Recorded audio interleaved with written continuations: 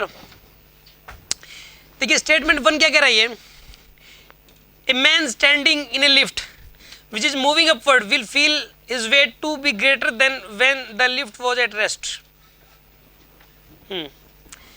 इसने क्या ये कहा है कि एक्सेलरेशन ऊपर की तरफ है, इसका हो सकता है कांस्टेंट स्पीड से ऊपर की तरफ मूव कर रही हो। अगर कांस्टेंट स्पीड से अगर कोई लिफ्ट ऊपर की तरफ मूव कर रही होगी तो उसके ऊपर जो नॉर्मल रिएक्शन लगेगा वो तो सिंपल mg के बराबर लगेगा, और जो नॉर्मल रिएक्शन होता है वही वेट होता है।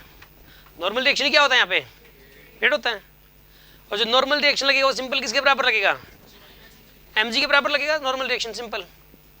आ रही है बात समझ में आपको।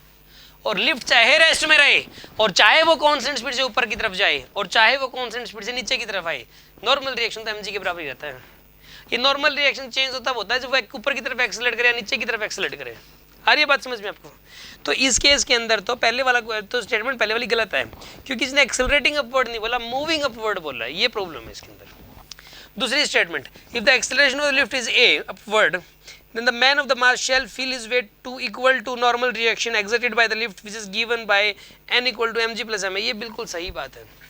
अगर लिफ्ट ऊपर की तरफ जा रही है कि एक्सेलरेशन, तो नॉर्मल रिएक्शन लगेगा mg plus m और वही वेट होगा। आगे ना बात समझ में आपको, कोई शक किसी को?